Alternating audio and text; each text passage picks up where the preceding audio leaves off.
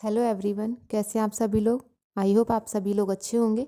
चलिए फिर हम चलते हैं अपनी क्लास की तरफ। आज हम 10 फरवरी 2024 का करंट अफेयर डिस्कस करेंगे। 10 फरवरी से बनने वाले जितने इंपॉर्टेंट क्वेश्चंस हैं, एक्स्ट्रा फैक्ट है, स्टैटिक जीके है, वो डिस्कस करेंगे। चलिए फिर हम चलते हैं अपनी क्लास की तरफ। लेकिन आपको पता है उससे पहले हम क्या करेंगे, अपनी लास्ट क्लास के क्वेश्चंस का रिवीजन करेंगे। तो रिवीजन करने से पहले आप लोग चैनल को सब्सक्राइब कर लीजिए और शेयर करना मत भूलिए। चलिए फिर चलते हैं अपने क्लास के क्वेश्चंस की तरफ, जो हमारी लास्ट क्लास के हैं उनका रिवीजन करते हैं। देखिए हमारा फर्स्ट क्वेश्चन क्या है। हाल ही में भारतीय नौसेना में शामिल किया गया पहला सर्वेक्षण पोत कौन सा है। INS संधायक। किस विश्वविद्यालय ने हाल ही में मानव DNA बैंक और वन्य जीव DNA स्थापित किया है। बनारस हिंदू विश्वविद्यालय ने। हाल ही में भारत के नए स्वास्थ्य सचिव कौन नियुक्त किए गए हैं। अपूर्व चंद्रा। हाल ही में अंतरिम बजट 2024-25 के अनुसार कौन सा देश भारतीय सहायता प्राप्त करने वाला शीर्ष देश है। तो भूटान है। हाल ही में टॉमटॉम ट्रैफिक इंडेक्स रैंकिंग 2023 के अनुसार दुनिया का सबसे ज़्यादा ट्रैफिक जाम वाला शहर कौन सा है। तो ये लंदन है। देखिए नेक्स्ट क्वेश्चन क्या है हमारा। हाल ही में किस देश ने भारत को 31 प्रेडेटर ड्रोन बेचने की मंजूरी दी है। तो अमेरिका को दी है। हाल ही में भारत ऊर्जा सप्ताह 2024 का उद्घाटन किसके द्वारा किया गया है। नरेंद्र मोदी के द्वारा। देश का पहला तांबे से बना राष्ट्रपिता महात्मा गांधी को समर्पित बापू टावर कहाँ स्थापित किया गया है। बिहार में। हाल ही में प्रधानमंत्री नरेंद्र मोदी के द्वारा मां कामाख्या मंदिर कॉरिडोर का शिलान्यास कहाँ किया गया है। असम में। हाल ही में किस राज्य में 3 दिवसीय बेरुल अजंता महोत्सव शुरू किया जाएगा। तो ये महाराष्ट्र में किया जाएगा। ये थे हमारी लास्ट क्लास के क्वेश्चंस जिनका हमने रिवीजन किया है। आज चलते हैं हम जो आज का करंट अफेयर है उसकी तरफ, जो है 10 फरवरी 2024 का इम्पोर्टेंट सेशन। देखिए हमारा फर्स्ट क्वेश्चन क्या है। Which institute has recently announced to make India's first indigenous 155 mm smart ammunition? हाल ही में किस संस्थान ने भारत का पहला स्वदेशी 155 मिमी स्मार्ट गोला बारूद बनाने की घोषणा की है। तो बताइए कौन सी संस्थान है जिसने भारत का पहला स्वदेशी 155 मिमी स्मार्ट गोला बारूद बनाने की घोषणा की है। तो इसके लिए ऑप्शंस हैं। ऑप्शन है हमारा ए IIT कानपुर, ऑप्शन बी है IIT Delhi, option C IIT Madras and option D IIT Gandhinagar. बताइए इनमें से कौन सा इंस्टीट्यूट है जिसने भारत का पहला स्वदेशी 155 mm स्मार्ट गोला बारूद बनाने की घोषणा की है। तो देखिए इसका आंसर होगा option C IIT Madras. IIT Madras institute ने भारत का पहला स्वदेशी स्मार्ट गोला बारूद बनाने की घोषणा की है। एक्स्ट्रा फैक्ट देख लेते हैं क्या है। देखिए Indian institute of technology Madras IITM Madras ने द्वारा भारत का पहला स्वदेशी 155 mm स्मार्ट गोला बारूद बनाया जाएगा। कौन से इंस्टीट्यूट में। IIT मद्रास में। भारतीय प्रौद्योगिकी संस्थान मद्रास ने 155 स्मार्ट गोला बारूद बनाने के लिए रक्षा क्षेत्र की सरकारी कंपनी मुनिशंस इंडिया लिमिटेड के साथ साझेदारी की है। चलिए चलते हैं नेक्स्ट क्वेश्चन की तरफ। देखिए क्वेश्चन नंबर 2 क्या है। Who became the new president of Namibia. Namibia के नए राष्ट्रपति कौन बने हैं। तो देखिए ऑप्शन है हमारे पास। ऑप्शन ए है Anwar ul Haq, option B Sheikh Hasina and option C Nangolo Mbumba and option D Gabriel Attal. बताइए इनमें से कौन है जो नामीबिया के नए राष्ट्रपति बने हैं। तो देखिए इसका आंसर होगा ऑप्शन सी नांगोलो मुमुम्बा नामीबिया के नए राष्ट्रपति बने हैं।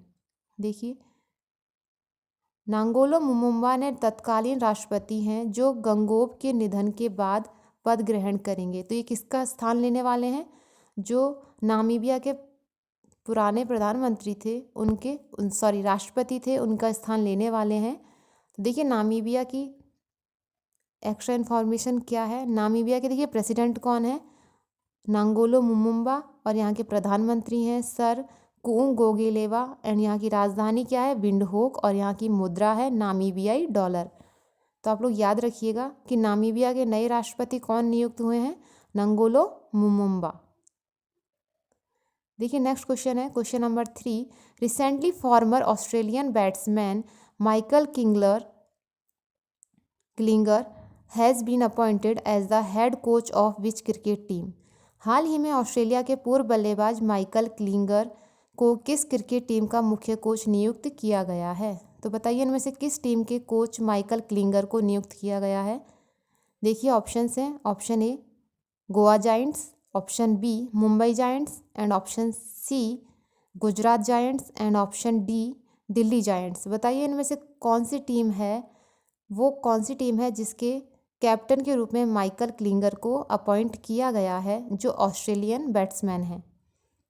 तो देखिए ये जो ऑप्शन सी है ना हमारा गुजरात जायंट्स के कोच के रूप में नियुक्त किया गया है इनको, माइकल क्लिंगर को। देखिए महिला प्रीमियर लीग के दूसरे सत्र में ऑस्ट्रेलिया के पूर्व बल्लेबाज माइकल क्लिंगर को पहले गुजरात जायंट्स टीम के मुख्य कोच नियुक्त किया गया है। चलिए फिर चलते हैं अपने नेक्स्ट क्वेश्चन की तरफ, क्वेश्चन नंबर 4। देखिए क्वेश्चन नंबर 4 क्या है।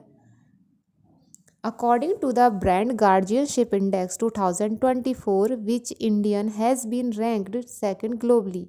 बताइए ब्रांड गार्जियनशिप इंडेक्स 2024 में किस भारतीय को वैश्विक स्तर पर दूसरा स्थान मिला है। बताइए वो कौन से भारतीय हैं जिन्हें ब्रांड गार्जियनशिप इंडेक्स 2024 में सेकंड पोजीशन मिली है वैश्विक स्तर पर। तो ऑप्शन से देखिए क्वेश्चन नंबर 4 के लिए ऑप्शन ए है Ratan Tata, option B Gautam Adani and option C Shiv Nadar and option D Mukesh Ambani. बताइए इनमें से कौन है जिन्हें ब्रांड गार्जियनशिप इंडेक्स 2024 में सेकंड पोजीशन मिली है। तो देखिए इसके लिए आंसर होगा हमारा ऑप्शन डी मुकेश अंबानी। मुकेश अंबानी को ब्रांड गार्जियनशिप इंडेक्स में सेकंड स्थान मिला है पूरे विश्व में। देखिए क्या है देखिए ब्रांड फाइनेंस द्वारा संकलित ब्रांड गार्जियनशिप इंडेक्स 2024 में भारतीय उद्योगपति मुकेश अंबानी को शीर्ष भारतीय और विश्व में दूसरे स्थान पर रखा गया है। भारतीय उद्योगपतियों मुकेश अंबानी टॉप पर हैं, पहले स्थान पर हैं और वैश्विक स्तर पर इन्हें दूसरा स्थान मिला है। अब देखिए ये लिस्ट कौन जारी करता है। देखिए चीनी कंपनी टेंसेंट के जो सीईओ है ना, उन्हें फर्स्ट पोजीशन मिली है इसमें। जो टेंसेंट कंपनी के सीईओ हैं हुआतेंग मा, उन्हें फर्स्ट पोजीशन मिली है और मुकेश अंबानी को सेकंड पोजीशन मिली है ग्लोबली स्तर पर। देखिए ब्रांड गार्जियनशिप इंडेक्स उन सीईओ को दिया जाता है जो कर्मचारी, निवेशकों और बड़े पैमाने पर समाज सहित सभी हितधारकों के हितों में फैसला लेते हैं, उन पर विचार करते हैं और उनके जो व्यक्तिगत कार्य हैं, ऑफिस से रिलेटेड इंफ्रास्ट्रक्चर है, वहाँ का मैनेजमेंट है, उससे रिलेटेड जितने अच्छे डिसीजंस लेते हैं उनको ही यह ब्रांड गार्जियनशिप इंडेक्स में अवार्ड दिया जाता है। चलिए नेक्स्ट देखिए, नेक्स्ट क्वेश्चन क्या है हमारा, क्वेश्चन नंबर 5।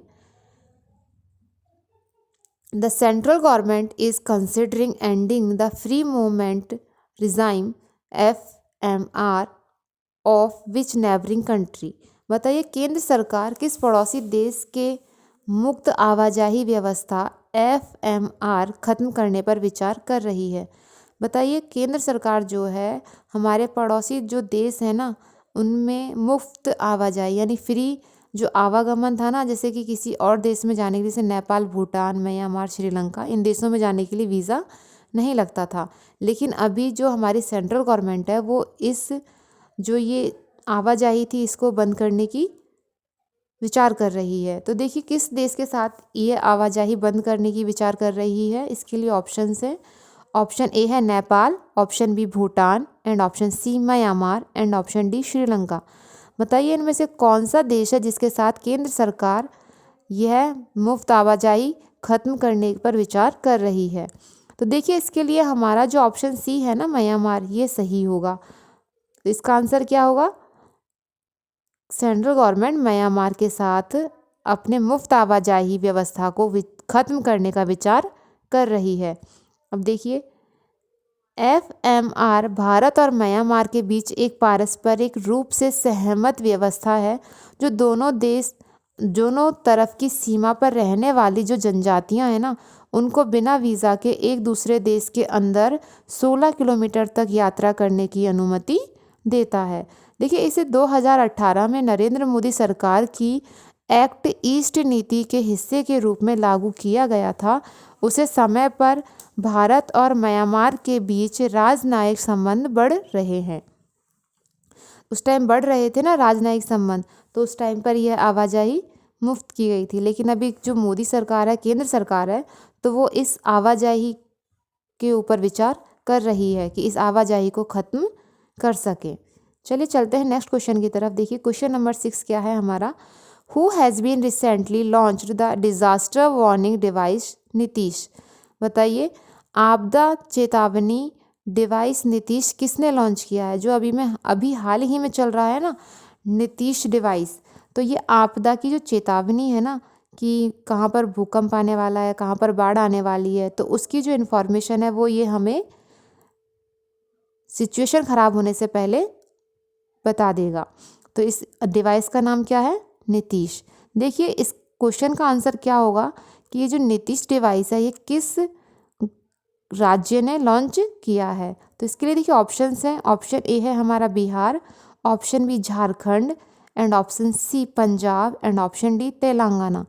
बताइए इनमें से कौन सा राज्य है जो आपदा चेतावनी के लिए डिवाइस नीतीश लॉन्च किया गया है? जिस राज्य ने, किसने किया है? तो देखिए इसका आंसर होगा ऑप्शन ए बिहार। बिहार राज्य ने आपदा चेतावनी के लिए डिवाइस नीतीश लॉन्च किया है। अब देखिए नीतीश की फुल फॉर्म क्या होती है? नीतीश की फुल फॉर्म है novel initiative technological intervention for safety of human lifes. क्या है नीतीश की full form? Novel initiative technological intervention for safety of human lifes. देखिए बिहार राज्य आपदा प्रबंधन प्राधिकरण ने नीतीश डिवाइस लॉन्च किया है। यह तकनीक विशेष रूप से तड़ित यानी बिजली की जो चमक होती है उसको, बाढ़, जो ग्रीष्म लहर है, हीट वेव्स हैं, और शीत लहर, कोल्ड वेव्स है, उनको लक्षित करती है। और जो भी इनसे रिलेटेड इन्फॉर्मेशन है वो कि कौन सा खतरा कब मंडराने वाला है, तो उससे पहले ये हमें डिवाइस चेतावनी दे देगा। अब देखिए नीतीश डिवाइस को भारतीय प्रौद्योगिकी संस्थान पटना के सहयोग से प्रस्तुत किया गया है। यह डिवाइस आकाशीय बिजली गिरने या बाढ़ आने से आधे घंटे पहले अपने उपयोगकर्ताओं को अलर्ट देगा। ठीक है, तो ये याद रखिएगा आप लोग कि ये नीतीश डिवाइस है, इसका काम क्या है और ये किन किन खतरों से हमें चेतावनी दे सकता है, क्योंकि ये क्वेश्चन एग्जाम के पॉइंट ऑफ व्यू से इम्पॉर्टेंट है, तो आप लोग याद रखिएगा। चलिए नेक्स्ट क्वेश्चन देखते हैं हमारा क्या है। देखिए, when was safe internet day celebrate recently. हाल ही में सुरक्षित इंटरनेट दिवस कब मनाया गया है? बताइए कब मनाया गया है सेफ इंटरनेट डे?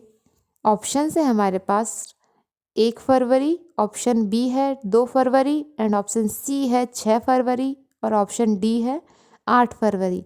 बताइए कब हाल ही में सुरक्षित इंटरनेट दिवस मनाया गया है? तो देखिए इसके लिए आंसर होगा ऑप्शन सी, 6 फरवरी को सुरक्षित इंटरनेट दिवस मनाया जाता है। देखिए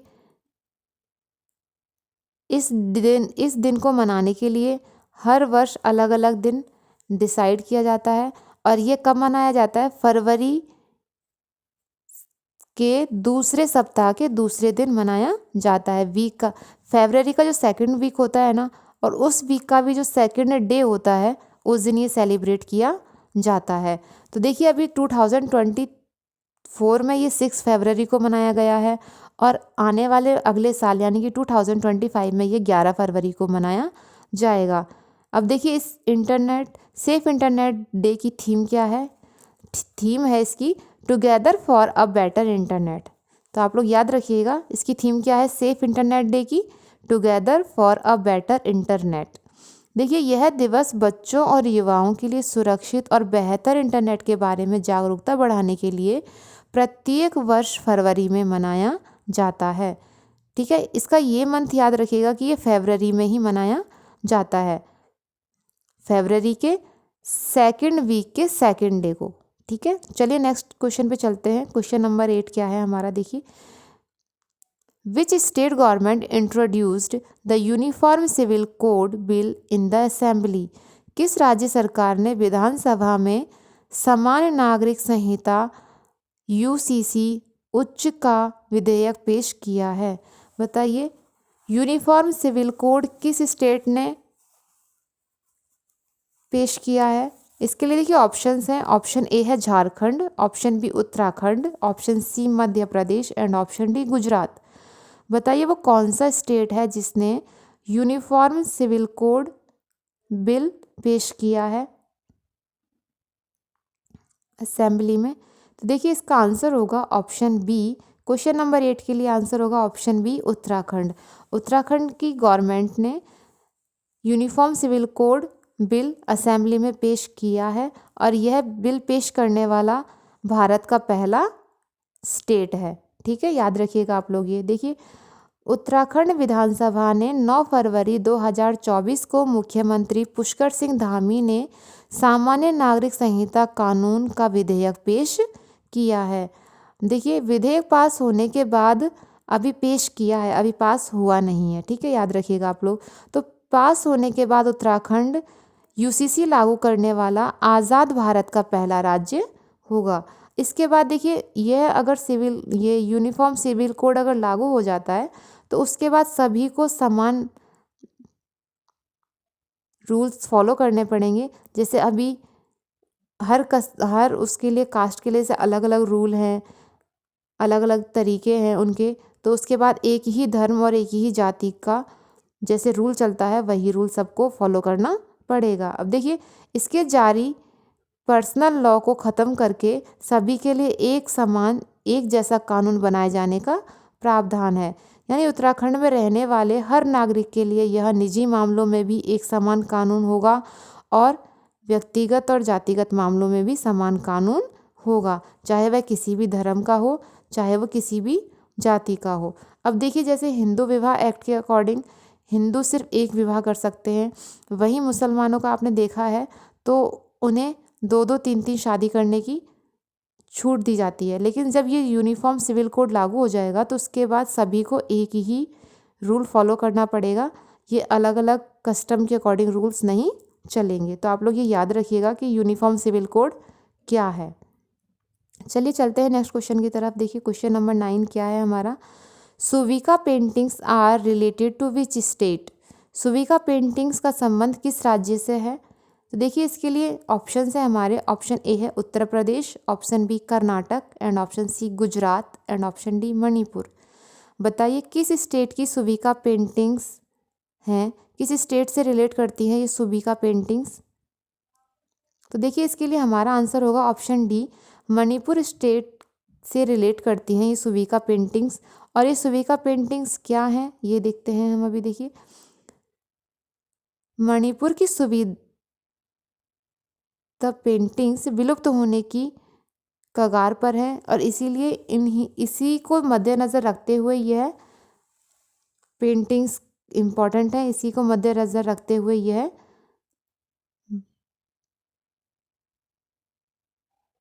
संबंधित से रिलेटेड क्वेश्चन लिया गया है। देखिए, सुविधा जो पेंटिंग्स है ना, ये मणिपुर के मैतेई समुदाय से संबंधित हैं और इनकी जो कल्चर है, जो इनका रहन सहन है, इसी को दिखाया गया है इन सुविधा पेंटिंग्स में। ठीक है, अब देखिए, मणिपुर की जो कैपिटल है वो क्या है, इम्फाल है।